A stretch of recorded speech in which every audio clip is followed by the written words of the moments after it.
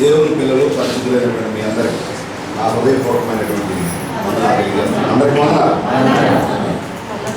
ఈ సమయంలో పోయిన వారం మనం ఒక అమూల్యమైనటువంటి సందేశాన్ని గురించి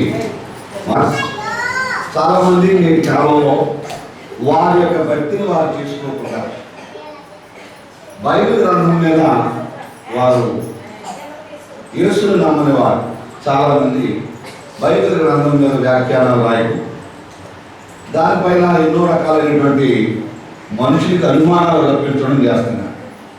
అలా చేసి ఈ నెట్లో పెట్టడం చాలామందిని ఇబ్బందులు పెట్టడం కూడా చేస్తున్నారు.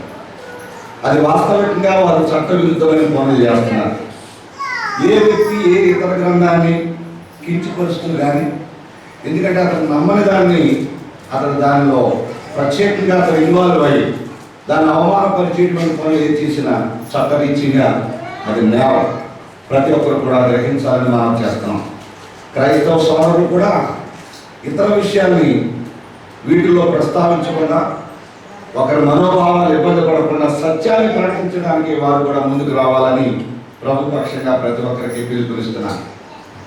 పరిశుద్ధ గ్రంథంలో చాలామందికి ఉన్నటువంటి ప్రశ్న ఏమిటంటే, తండ్రి, కుమారుడు, పరిశుద్ధాత్ముడు అని మూడు వ్యక్తులుగా మనకు కనపడుతున్నటువంటి దైవ స్వరూపాన్ని మానవుడు గ్రహించవలసినటువంటి పద్ధతిలో దాన్ని గ్రహించే ప్రయత్నం చేయాలి. ఇక్కడ మనం ఆలోచన చేసినట్లయితే చాలామంది యొక్క అభియోగం ఏంటంటే, కుమారుడైన క్రీస్తు ద్వారా తండ్రిని కనపరచాలి అని బైబిల్ చెప్తుంది. మీ క్రైస్తవులేమో క్రీస్తుని ఆరాధిస్తున్నారు, తండ్రిని విడిచిపెడుతున్నారు. తండ్రిని తప్ప కుమారుని కాదు అని చెబుతూ కుమారుడు మనలాంటి వాడే, కుమారుడు కూడా ఆయనకి ఎలాంటి గౌరవం ఎవరు అవసరం లేదు అని చాలామంది అభిప్రాయం. మరి అభిప్రాయాన్ని బైబిల్ ఏకీభవిస్తుందా లేక త్రోసిపుచ్చుతుందా అనేటువంటి మాటలు మనం గ్రంథాల నుంచి ఆలోచన తీసుకున్నట్లయితే, మొదట వారి యొక్క అభిప్రాయాల గురించి కొన్ని మాటలు నేను మీకు తెలియచేయాలని ఇష్టపడుతున్నాను. మొదటిగా అపోస్తలుల కార్యాల గ్రంథం 10వ అధ్యాయము 25, 26 వచనాలలో అక్కడ ఒక వివరణ ఉంది. దానిని చాలా మంది బేస్ చేసుకొని వక్రీకరించేటువంటి పరిస్థితులు కనిపిస్తున్నాయి. పేతురు కొర్నేలి అక్కడ సందర్భాలు మనం చూస్తున్నాం. పేతురు అన్యుని ఇంట మొదటిగా ప్రవేశిస్తున్నాడు. కొర్నేలి అనేటువంటి వ్యక్తి అన్యుడు, అతని ఇంట మొదటిగా ప్రవేశిస్తున్నాడు. పేతురు లోనికి రాగా కొర్నేలి అతను ఎదుర్కొని అతని పాదముల మీద పడగా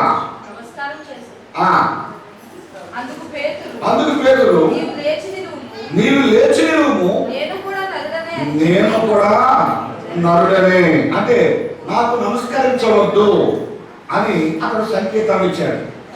అలాగే ప్రకటన గ్రంథము 19వ అధ్యాయంలో 10వ వచనాన్ని ఒకసారి మనం గమనించినట్లయితే, ఇక్కడ యోహాను గారు, ప్రకటన గ్రంథకర్త అయినటువంటి యోహాను గారు దూతకి నమస్కరించబోతున్నాడు. దూతకి నమస్కరించబోతే అక్కడ చెప్తున్నాడు, ఈయన చదువునమ్మా, సాగిలపడగా అతడు వద్దు సుమి, నేను నీతో సహదాసుడను,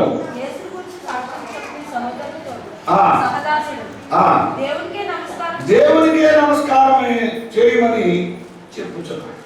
అది రెండు వచనాలు బట్టి చూస్తే ఒక నరుడు పూజింపబడడానికి అర్హుడు కాడు. ఒక నరుడు పూజింపబడడానికి అర్హుడు కాడు కనుక చాలా మంది వాదన ఏమిటంటే, యేసుక్రీస్తు నరుడు అని పత్రికలో రాయబడింది. దేవునికి మానవునికి మధ్య వచ్చేటువంటి యేసుక్రీస్తు నరుడు అని రాయబడింది. కాబట్టి యేసు కూడా నరుడే కనుక యేసు కూడా పూజారుడు కాడు అని చాలా మంది యొక్క అభియోగం, అభిప్రాయం. అయితే ఇక్కడ వాస్తవానికి బైబిల్ గ్రంథంలో నేడు మనం కొన్ని వాక్యాల ద్వారా యేసుక్రీస్తు యొక్క విశిష్టతను ఆలోచన చేసే ప్రయత్నం చేద్దాం. మరి వాస్తవంగా వాళ్ళు చెప్పినట్లుగా అనుకుంటే చాలా మంది ఇప్పుడు నేడు కూడా మనం ఏం చేస్తున్నాం, తండ్రి పేరు, కుమారుని పేరుట తండ్రికి ప్రార్థన చేస్తాం. కాబట్టి మనకు కూడా ఆలోచన వస్తుందా అదంటారా? మనం తండ్రికే పూజలు చేయాలి కానీ యేసుక్రీస్తుకు కాదు అని చాలా మంది అభిప్రాయపడే అవకాశాలు ఉన్నాయి. మరి ఇప్పుడు ఒక విషయాన్ని, యేసుక్రీస్తుని గురించినటువంటి కొన్ని సంగతుల్ని మీకు పాత నిబంధనలో నుండి, పాత నిబంధన అనగా చాలా మందికి అర్థం కానిటువంటి పరిస్థితి ఏంటంటే మత్తయి సువార్త నుండి మలాకి గ్రంథం వరకు పాత నిబంధన అని కొంతమంది అభిప్రాయం. యేసుక్రీస్తు బాల్యం అంతా పాత నిబంధనే. యేసుక్రీస్తు బాల్యం అంటే మత్తయి, మార్కు, లూకా, యోహాను సువార్తలు చివరకు అపోస్తలుల కార్యములు 2వ అధ్యాయం వరకు కూడా పాత నిబంధనకి వర్తిస్తుంది. అందుకని పెంతెకొస్తు పండుగ దినం వరకు పాత నిబంధనకే వర్తిస్తుంది. అందుచేత గమనించినట్లయితే పాత నిబంధనలో నుండి కొన్ని విషయాలు, యేసుక్రీస్తు పూజింపబడిన కొన్ని సందర్భాలు మొదటగా మనం చూద్దాం. మత్తయి సువార్త 2వ అధ్యాయము, మత్తయి సువార్త 2వ అధ్యాయము. దీన్ని చదివే ముందు మీకు ఒక చిన్న విషయాన్ని నేను వివరించాలని కోరుకుంటున్నాను. యేసుక్రీస్తు ప్రభువారు పూజారుడా అనే అంశంలో ఇక్కడ ఆరాధించబడడానికి యోగ్యుడా అనే ప్రశ్న మనం వేసుకోవాలి. యేసుక్రీస్తు ప్రభువారు ఆరాధించుట అనే పదమునకు కొన్ని పర్యాయ పదాలు ఉన్నాయి బైబిల్లో. వాటిని నేను తెలియజేస్తున్నాను, దయచేసి వాటిని నోట్ చేసుకోవాలని మనం చేస్తున్నాను. ఆరాధించుట అనే పదానికి పర్యాయ పదములు నేను తెలియజేస్తున్నాను. మ్రొక్కుట ఒక పదం, అది దానికి పర్యాయ పదం. రెండవది సాగిలపడి నమస్కరించుట. ఆరాధించుట అనే మాటకి పర్యాయ పదాలు. ఒకటి మ్రొక్కుట, రెండవది సాగిలపడి నమస్కరించుట, మూడవది పూజించుట, పూజించుట, సేవించుట, స్తుతించుట. మొదలై పదములన్నీ కూడా ఆరాధించట అనేటువంటి మాటకు పర్యాయ పదాలే కనపడుతున్నాయి. అంటే ఇందులో పరిస్థితులను బట్టి ఒక పర్యాయ పదాలను రాశాడు, కానీ వీటన్నిటి యొక్క సారం ఏమిటంటే పూజించుట అనేటువంటి దాన్ని ఇక్కడ మనకి చూపిస్తూ ఉంటాయి. మొదటిగా వాక్య భాగంలో నుంచి, పాత నిబంధనలో నుంచి యేసు ప్రభు వారు ఇప్పుడు పూజించబడకపోవడానికి అసలు ఆయన యొక్క బాల్యం నుండి మనం ఒకసారి ఆలోచన చేస్తే మత్తయి సువార్త 2వ అధ్యాయము 1 నుంచి 10 వచనాలలోకి మనం రాసుకోగలిగితే అక్కడ వచనాలు జాగ్రత్తగా చదువు చూడండి. రాజైన హేరోదు తిరుగుదారు యోదయ దేశపు బెత్లెహేములో యేసు పుట్టిన పిమ్మట ఇదిగో తూర్పు దేశపు జ్ఞానులు యెరూషలేమునకు వచ్చి యూదుల రాజుగా పుట్టిన వాడు ఎక్కడ ఉన్నాడని తూర్పు దిక్కున మేము ఆయన నక్షత్రం చూచి ఆయనను పూజింపవచ్చునని చెప్పిరి. హేరోదు రాజు ఈ సంగతి విన్నప్పుడు, ఈ మాటల్లో మీకు ఏమైనా అర్థమవుతుందా?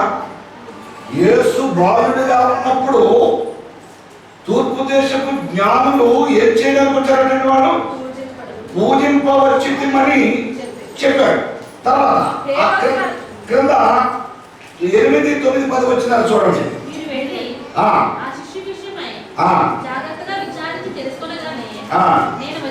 వచ్చి ఆయనను పూజించినట్లు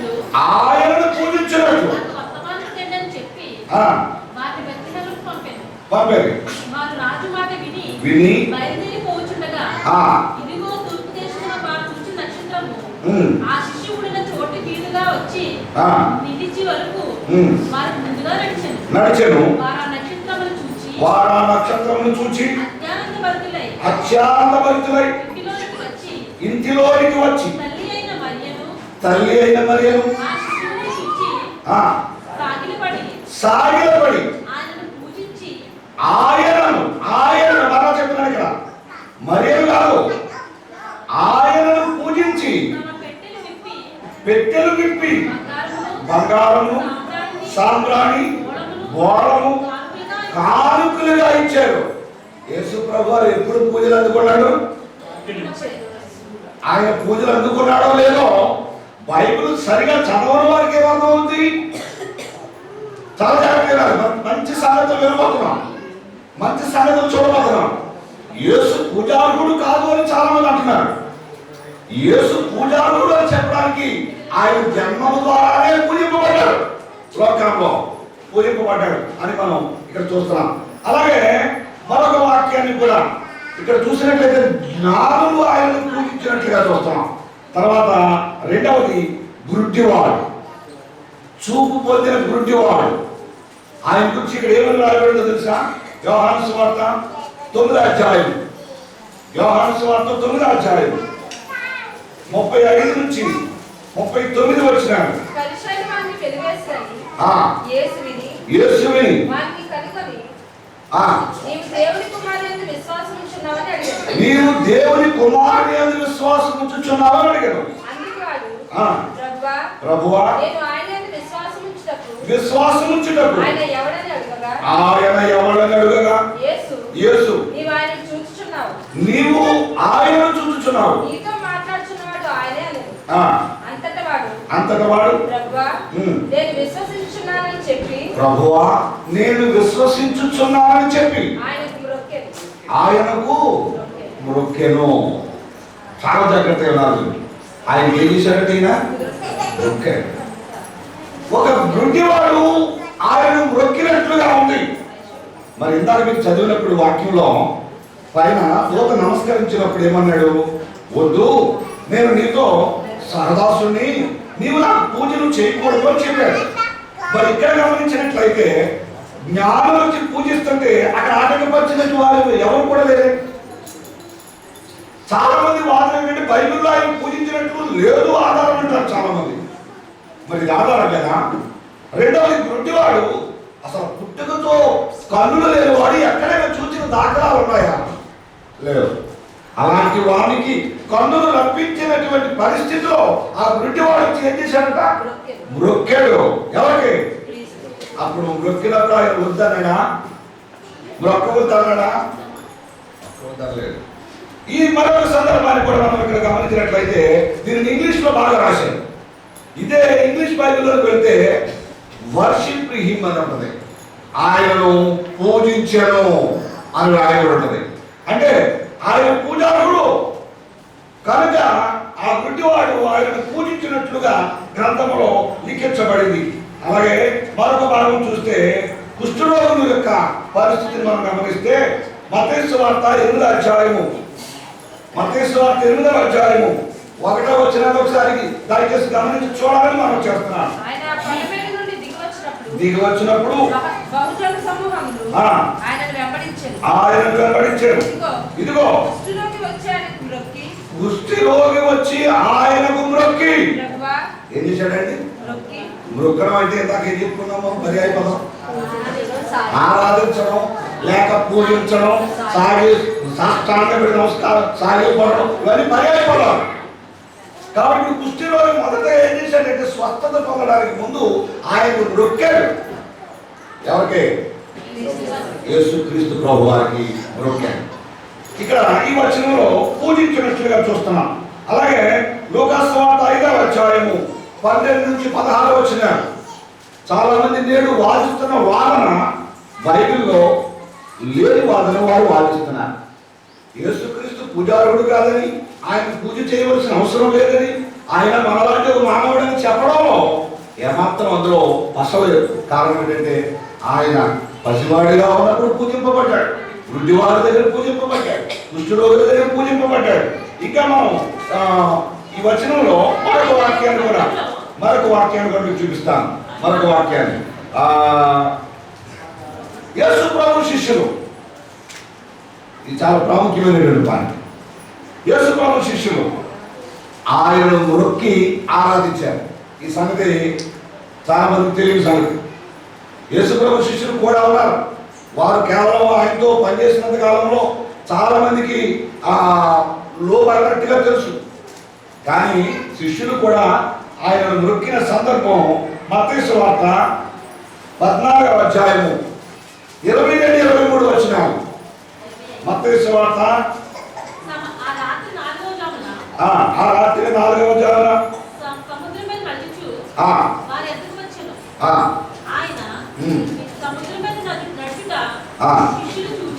సముద్రం మీద నడుచుట శిష్యులు చూచి తొందరపడి భూతమని చెప్పుకొని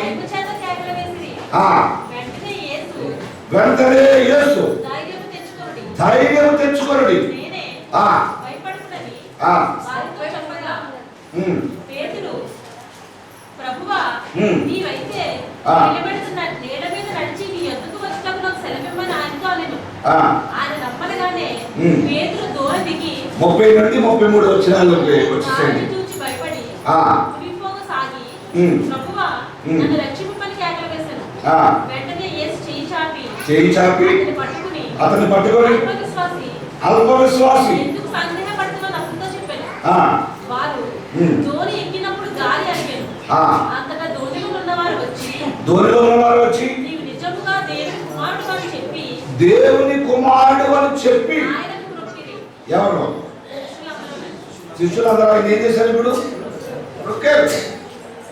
రొక్కారు అంటే శిష్యులు కూడా ఆయనను పూజించిన దాఖలాలు గ్రంథంలో ఉన్నాయి.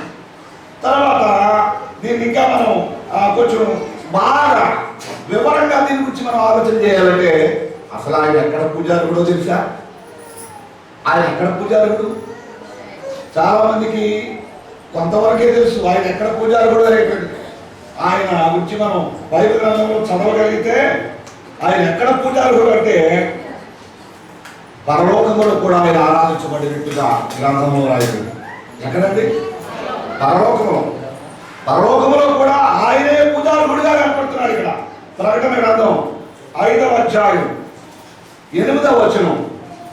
5వ అధ్యాయం 8వ వచనం. ఆయన దాన్ని తీసుకున్నప్పుడు ఆ ఆ 4 జీవులను ఆ వీణలను ఉమ్. ధూపద్రవ్యముతో నిండిన ఆ. సువర్ణ పాత్రలు పట్టుకొని ఉన్న ఆ. ఆ 20 మంది పెద్దలను 20 నలుగురు పెద్దలను ఆ గొర్రెపిల్ల ఎదుట సాగిలపడిరి. గొర్రె పిల్ల ఎదుట సాగిలపడింది. 9 నుంచి 13 వచనాలు. ఆ పెద్దలు ఆ పెద్దలు నీవు ఆ గ్రంథమును తీసుకొని ఆ. దాని ముద్రను విప్పుటకు యోగ్యుడవు. నీవు వధింపబడిన వాడవై నీవు వధింపబడిన వాడు. నీ రక్తమిచ్చి నీ రక్తమిచ్చి ప్రతి వంశంలోను ఆ. ఆయా భాషలు మాట్లాడేవారిలోను ఆ. ప్రతి ప్రజలోను ప్రతి ప్రజలు ప్రతి జనములు దేవుని కొరకు మనుషులను కొని దేవుని కొరకు మనుషులను కొని మా దేవునికి వారిని ఒక రాజ్యముగాను ఆ. యాజకులుగాను చేసిరి. చేసిటివి కనుక వారు భూలోకమందు ఏలుదురని క్రొత్త పాట పాడుదురు. క్రొత్త పాట. ఈ 13 వచనాల్లో 24 పెద్దలు కోటాను కోట్ల దూతల సమూహం ఆయన ఎదుట పూజించినట్లుగా 8వ వచనంలో మనం స్పష్టంగా చూస్తున్నాం. ఎందుకు ఆ గొర్రెపిల్ల ఎవరు?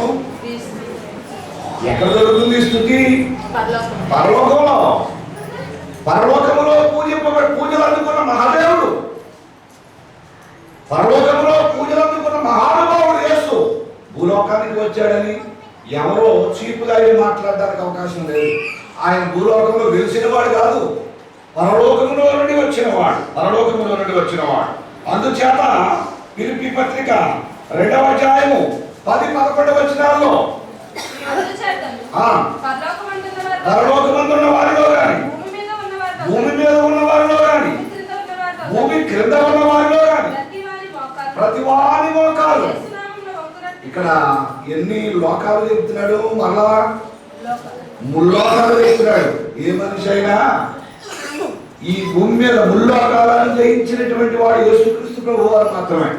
అందుకని పరలోకమందు కానీ భూమి మీద కానీ పాతాళములో కానీ ప్రతి వారి మోకాలు యేసు నామమున వంగునట్లు.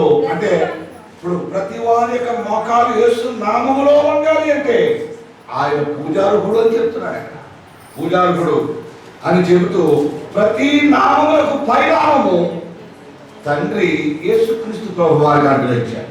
అంటే ముల్లోకాలలో కూడా పూజలు అందుకోగలిగేటువంటి ఏకైక నామం ఏదైనా భూమి మీద ఉందంటే అది యేసుక్రీస్తు ప్రభువు వారి యొక్క నామం. అందుకని మనం గ్రహించినట్లయితే ఈ గ్రంథంలో ఆయన కొరకు రాయబడినటువంటి అనేకమైనటువంటి సాక్ష్యాలను మనం చూడవచ్చు. మత్తయి సువార్త 25వ అధ్యాయంలో అక్కడ 31 నుండి 44 వచనాలు తన మహిమతో మనుష్య కుమారుడు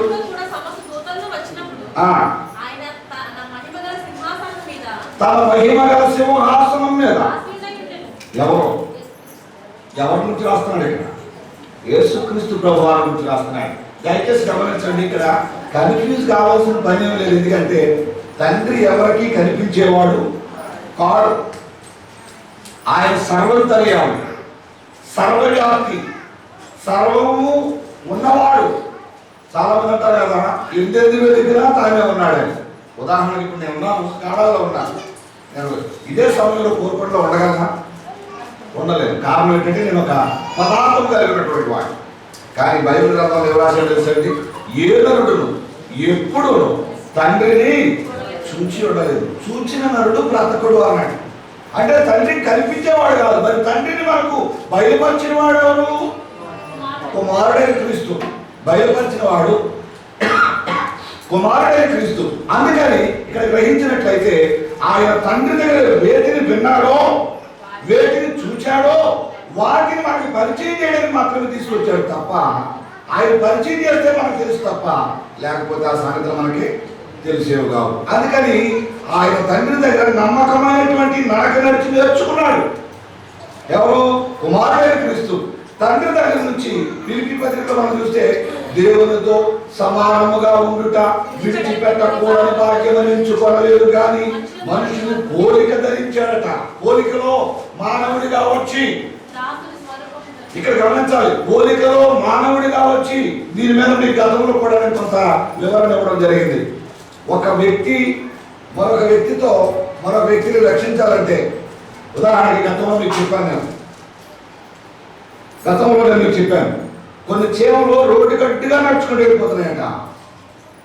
ఒక పెద్ద రోడ్లు అని వేగంగా వచ్చేస్తుంది. ఇతరులట చీమలారా తప్పుకోండి, మీకు అర్థం వస్తున్నానంటే అవి వినలేదు. ఇతను ఇంకా మనసు చాలక కాస్త వాటిని పక్కకి వెళ్ళిదా చేయబెట్టాడు. ఇలా చేతులు బట్టి పుట్టేసి కారణం ఏమిటది? ఇతను మనుషుడే ఉన్నాడు, అవి చీమలు, వాటి భాష ఇతనికి రాదు. ఈ మధ్యకాలంలో మరొక ప్రయోగం చేశారు శాస్త్రజ్ఞులు.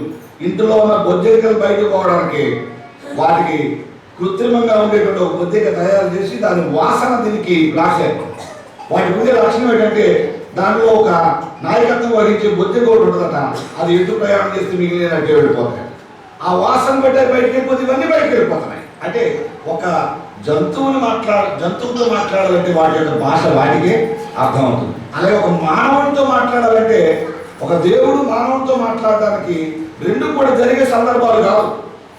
బైబిల్ గ్రంథంలో చూస్తే ఏ ప్రదేశంలో తండ్రి మాటలు వినబడిన ఆ ప్రదేశంలో చాలా గందరగోళం జరిగినటువంటి సందర్భాలు ఉన్నాయి. అలాంటి పరిస్థితుల్లో ఈ మానవుడితో మాట్లాడి ఇప్పుడు మానవుని ఒప్పించాలంటే ఇప్పుడు సాక్షాత్తు దేవుని కుమారుడే ఏ రూపం రావాల్సి వచ్చింది? నరవతారంలో రావాల్సి వచ్చింది. అంతేగాని ఆయన నరుడు మాత్రం కాదు, దైవ మానవుడు. ఆయన ఒకే సమయంలో రెండు భిన్నమైనటువంటి లక్షణాలు కలిగిన వాడు. పారాడాక్సికల్ గా రెండు భిన్నమైన లక్షణాలు. ఒకటి దైవత్వం, రెండవది మానవత్వం. భూమి మీద ఆయన దైవత్వంతోనే ఉన్నాడు, కానీ మానవత్వాన్ని మాత్రం అవమానపరచలేదు. మానవత్వం ఎందుకు అవమానపరచలేదంటే మనుషులకు మాదిరిగా ఉండాలి. ఆయనకి ఎన్నో శ్రమలు వచ్చాయి, ఆ శ్రమలు దైవత్వానికి రావు. ఎందుకంటే తన శక్తి ముందు మానవ ప్రభావం నిలబడదు, కానీ దాన్ని వాడుకోలేదు. బైబిల్లో రాశాడు ఆయన గురించి, పరలోకమందును భూమి మీదను సర్వాధికారం కలిగిన వాడు. పరలోకమందును భూమి మీదను సర్వాధికారం కలిగిన వాడు. ఆయన మీద శ్రమలు వచ్చి అనుకోండి, పట్టుకోవడానికి వచ్చారనుకోండి, ఆయన పట్టుకున్నారనుకోండి, సంఖ్యలు వేశారనుకోండి, ఆ సంఖ్యలు అవుతాయా? ఆయన దైవత్వాన్ని వాడుకుంటే. కనుక మానవత్వాన్ని ఉపయోగిస్తూనే ఎక్కడ తనకున్న విశేష హక్కులు వినియోగించుకోకుండా ఒక మానవుడు ఎలా రక్షణ పొందగలడో, ఎలా విడుదల పొందగలడో ఆయన మనకి మాదిరి చూపాడు అని పేతురు రాసిన మొదటి పత్రిక 2వ అధ్యాయము 21వ వచనంలో, క్రీస్తు మీ కొరకు శ్రమపడి మనము తన అడుగుదాడలను నడుచుకున్నట్లు మీకు మాదిరి ఉంచిపోయాను అని. అడుగుదాడలో అనే మాట అర్థం ఏంటంటే మనం ఎలాగో నడవాలో ఆ నడకలు నేర్పడానికి, ఆయన మాదిరి చూపడానికి తనకున్న విశేషమైన అధికారాన్ని ఎక్కడ వాడుకున్నట్లుగా గ్రంథంలో లేదు. అంత మాత్రాన ఆయన దేవుడు గాడు, ఆయన పూజారుడు గాడు అని చెప్పడంలో మరి అర్థమే లేదు. కారణం ఏంటంటే బైబిల్ గ్రంథంలో ఈ వివరణ చాలా స్పష్టంగా ఉంచబడి ఉంది.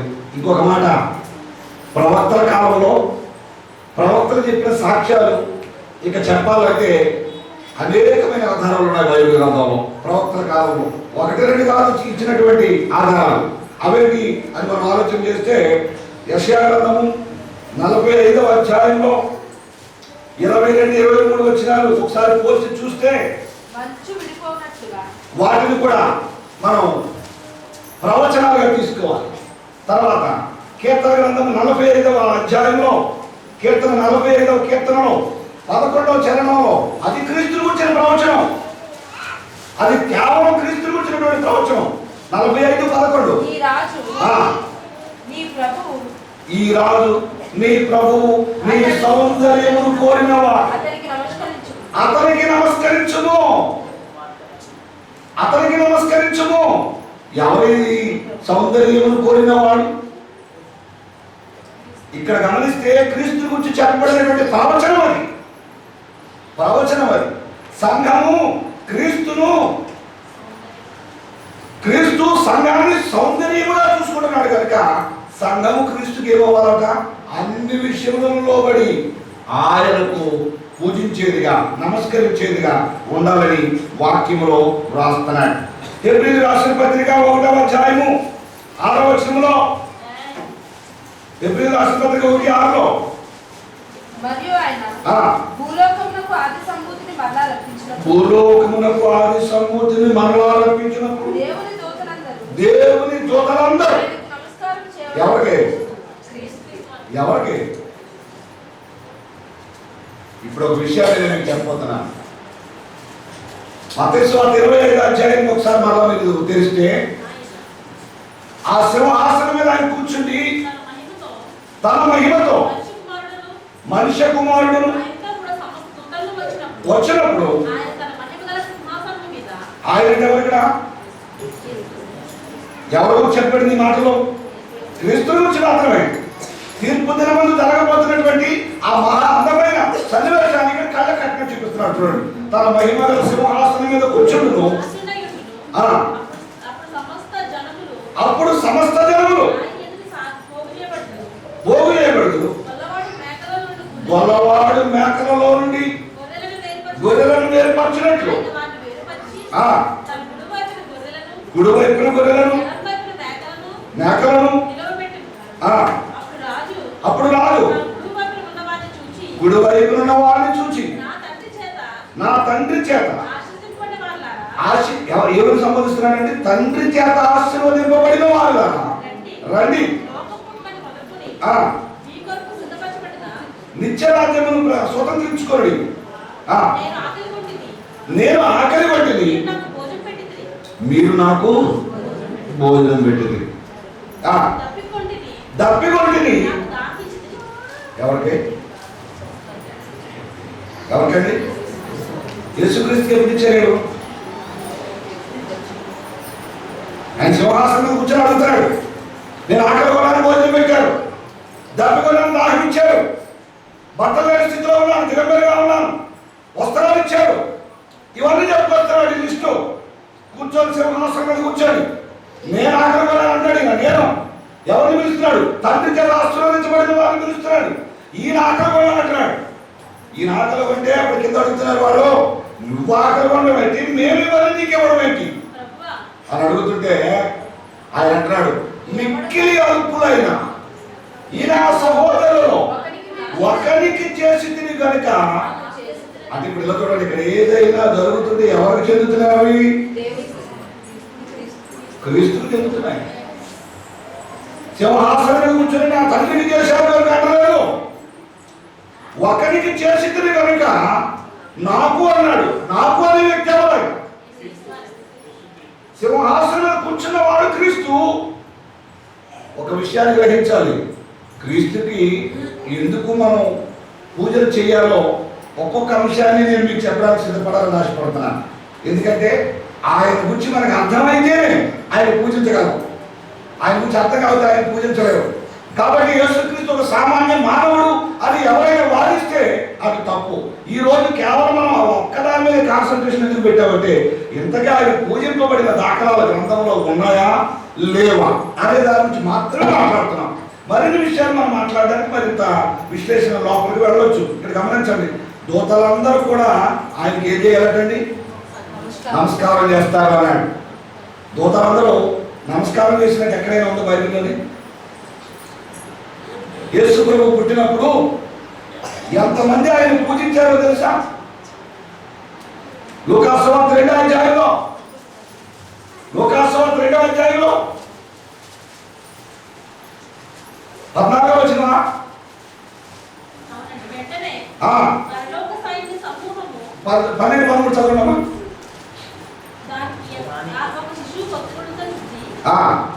చుట్టబడి చూచెదరని చెప్పాను. వెంటనే పరలోక సైన్య సమూహము ఆ దూతతో కూడా నుండి సర్వోన్నతమైన స్థలములలో. ఎవరికి అంటే అక్కడ ఉన్న వ్యక్తి ఎవరు? ఎవరో దేవుడు. సర్వోన్నతమైన స్థలములలో దేవునికి మహిమయు ఆయనకి ఇష్టలైన మనుషులకు భూమి మీద సమాధానము. ఏం చేశారమ్మా? స్తోత్రించుట, మొక్కుట, స్తుతించుట, సాగిలపడుట, ఇవన్నీ ఆరాధించుట అని వర్షిప్ చేయుట అనేటువంటి దాన్ని ప్రోత్సహిస్తున్నారు. అని ఇప్పుడు ఎంతమంది దూతలండి? యేసు ప్రభు పుట్టినప్పుడు అక్కడ ఉన్నది తక్కువ జనం కాదు, పరలోక దూత సైన్య సమూహము. ఆ కోటాను కోట్ల దూతలు ఎక్కడికి వచ్చి పూజించారు? భూమి మీదకి వచ్చి బాలుడైన యేసును ఆయన పూజించారు. అంటే ఈవేళ ఇందాక మనం చూసాం కీర్తన గ్రంథంలో కీర్తనకారుడు అది ప్రవచన రూపంలో, అంటే ప్రవక్తలు కూడా అతని యొక్క ఆ పూజల గురించి గ్రంథంలో మనం చెప్పుకోగలుగుతాం, ప్రవక్తలు కూడా. కానీ ఈ వచనాలు మనం ఆలోచన చేసినట్లయితే ప్రకటన గ్రంథం 5వ అధ్యాయం, ప్రకటన గ్రంథం 5వ అధ్యాయం 11-12 వచ్చినారు. 11-12 వచ్చినారు. మరియు నేను చూడగా సింహాసనము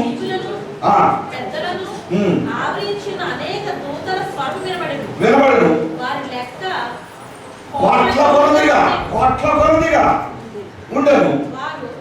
వధింపబడిన గొర్రె పిల్ల, ఐశ్వర్యం, ఘనతయు ఎవరండి? వధింపబడిన గొర్రె పిల్ల దేనికి అర్హుడట? స్తోత్రార్హుడు. దూతలందరూ ముక్త కంఠంతో ఈయనే పూజార్హుడు. ఎందుకంటే ఏ మానవుడు చేయజాలనంత గొప్ప త్యాగం ఆయన చేశాడు. ఆ గ్రంథాన్ని పట్టుకోవడానికి ఎవరికి శక్తి లేదు. ఆ గ్రంథంలో ఉన్నదేంటి? మరణపు పాత్ర. ఆ పాత్ర తీసుకొని నేనున్నానని ఈ ప్రజలందరి కొరకు ఆయన భూలోకానికి వచ్చి సర్వశక్తి గలవాడైంది. తన శక్తిని ఎక్కడ వాడకుండా తానే బలైపోయి ఈవేళ ఆ రక్తాన్ని మన కొరకు దారపోసాడు. అంటే ఆయన తప్పకి ఎవరు పూజారు? ఇలా పూజించబడేవాడు ఎవరున్నారు మరి అని మనం ఆలోచన చేస్తే దేవుని గ్రంథంలో చక్కగా వ్రాయబడింది. తర్వాత మరొక చిన్న విషయాన్ని మీకు ఇక్కడ నేను తెలియచేయబడిన మత్తయి సువార్త 4వ అధ్యాయం 10లో, మత్తయి సువార్త 4వ అధ్యాయం 10వ వచనంలో సాతానా పొమ్ము, ప్రభువైన నీ దేవునికి మొక్కి. ఇక్కడ సందర్భం ఎవరితో మాట్లాడుతున్నారు? యేసుక్రీస్తు ప్రభు వారు సాతానుడితో మాట్లాడతారు. ప్రభువైన నీ దేవునికి అన్నాడు. 7వ వచనం కూడా ఒకసారి చూడండి. 7వ వచనం 7వ వచనం అమ్మా. ప్రభువైన నీ దేవుణ్ణి నీవు శోధింపవలదు జాగ్రత్తగా ఉండండి అని చెప్పాడు. అని ఇప్పుడు ఎవరు శోధిస్తున్నారు ఇక్కడ? సాతానుడు యేసుక్రీస్తు ప్రభువుని శోధిస్తున్నాడు. అప్పుడు నేను ఎవరని చెప్పుకున్నాడు ఈయన? నేను దేవుడయ్యా, నీవు శోధించకూడదు అని చెబుతూ ఈ ఎదరికొచ్చాక సాతాను అన్నాడు నీవు నన్ను మొక్కుకోవాలి. 10వ వచనంలో ఏమన్నాడు చూడండి. 10వ వచనంలో సాతానా పొమ్ము,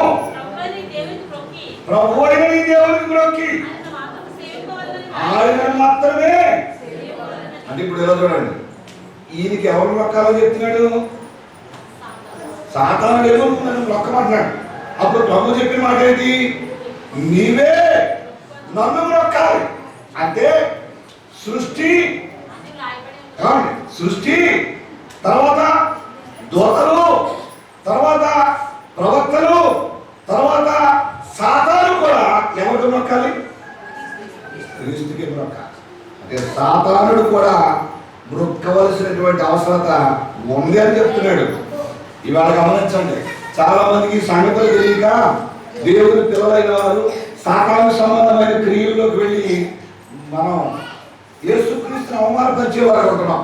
ఏదైనా చిన్న జ్వరం వచ్చినా, చిన్న సమస్య వచ్చినా అనవసరమైనటువంటి ఏవో కట్టించుకొని సాతాను శక్తులు ఉన్నాయని, సాతానుడే క్రీస్తుకి మొక్కవలసి ఉందని గ్రంథంలో రాయబడి ఉంటే మనం ఎవరు భయపడుతున్నామంటే సాతాను సంబంధమైన క్రియలకు భయపడుతున్నాం. కాబట్టి ఇక్కడ గమనించినట్లయితే ఈ వచనాలు ఆధారంగా మనం చూసినట్లయితే ఇంతవరకు మనం చదివినటువంటి ఈ వచనాలన్నింటిలో మనకు అర్థమవలసింది, ధ్యానించినటువంటి ఈ అంశాలన్నింటిలో ఏమర్థమవుతుందంటే యేసు ప్రభు మానవుడి చేతను దేవుని దూతల చేతను ఆరాధించబడమే కాకుండా సాతాను చేత కూడా ఆరాధించబడవలసినటువంటి వ్యక్తి ఎవరై ఉన్నారు? యేసుక్రీస్తు ప్రభు గారు. కాబట్టి మనం ఏదైనా ఆరాధించాలంటే ఆత్మతో సత్యముతో ఆరాధించమన్నాడు. ఆత్మ సత్యము అని వాడికి అర్థం ఏమైంది? వాక్యం. వాక్యము ద్వారానే ఆయన ఆరాధించాలి. కనుక భూమి మీద మానవ కోటిగా బ్రతుకుతున్న మనం అంతా కూడా ఆయన మాత్రమే ఆరాధించాలని జీవగ్రంథమైనటువంటి జీవవేదమైనటువంటి మానవ లోకానికి ప్రభు దగ్గరికి దారి చూపించేటువంటి ఏకైక గ్రంథం, మనం నమ్ముతున్నటువంటి గ్రంథాన్ని దానిలో రాయబడినటువంటి మాటలు ఏమిటంటే క్రీస్తును మాత్రమే ఆరాధించాలి అని ఇక్కడ రాయబడింది. కనుక ఆ ఆరాధించేటువంటి విధానం మనకి యేసుక్రీస్తు వారు నేర్పించారు. కనుక ఎవరైనా క్రీస్తుని ఆరాధించాలంటే ఆ మార్గం కేవలం బైబిల్ గ్రంథంలోనే వ్రాయబడింది. కనుక ఈ మార్గమును బట్టి ప్రతి మానవుడు కూడా క్రీస్తును మాత్రమే ఆరాధించాలి తప్ప భూలోకాలలో ఏ ఇతర వ్యక్తులను ఆరాధించినా మరి వారికి రక్షణ కలుగుదని అపోస్తలుల కార్యముల గ్రంథము 4వ అధ్యాయము 12వ వచనంలో వ్రాయబడింది. మరి ఎవరి వలన రక్షణ కలుగును? ఈ నామముననే మనం రక్షణ పొందవలెను గాని ఆకాశం క్రింద మనుషులలో ఇవ్వబడిన మరి ఏ నామమున రక్షణ పొందలేదు అని గమనించినట్లయితే ఎందుకు మనం రక్షణ పొందలేము అని ఆలోచన చేసినట్లయితే యేసుక్రీస్తు ప్రభు ఎప్పటివాడు కాడు, ఈ సృష్టి లేనప్పుడే ఉన్నవాడు. అందుకని క్రీస్తు మాత్రమే ఆరాధనకు యోగ్యుడు అని గ్రంథంలో రాయబడింది. నీవు స్తోత్రాలను పొందదగిన వాడని దూతల చేత కొనియాడబడినటువంటి ఏకైక వ్యక్తి యేసుక్రీస్తు ప్రభు వారే కనిపిస్తున్నాడు. అంటే ఇప్పుడు గ్రంథంలో ఆయన పూజారుడు అనే సంగతి మనకు వివరించబడిందా లేదా? కాబట్టి ఇప్పుడు మనం పూజించేది ఎవరిని పూజించాలి, ఎందుకు పూజించాలి? ఈ విషయాలన్నింటినీ కూడా మరింత విశ్లేషణగా వచ్చేటువంటి ఆ పాఠాల్లో మనం వాటి గురించి మరింత లోతుగా చూడవచ్చు. శ్రద్ధగా మీ అందరూ కూడా నా హృదయపూర్వకమైనటువంటి వందనాలు తెలియజేస్తున్నాం. ఈ సంగతులు ఎవరైనా బైబిల్లో క్రీస్తుని పూజించబడమని రాయలేదు అని ఎవరైనా చెప్తే ఈ వాక్యాలను చూపించి పూజించబడిన సందర్భాలను చూపించి ఆయన మాత్రమే పూజారుడని మీరు తెలియచేయాలని మీ అందరికి తెలియజేస్తూ శ్రద్ధగా మీ అందరికి మరొకసారి వందనాలు తెలియజేస్తూ ఈ మాటలు ముగిస్తున్నాను. దేవుడు మిమ్మల్ని దీవించుగాక.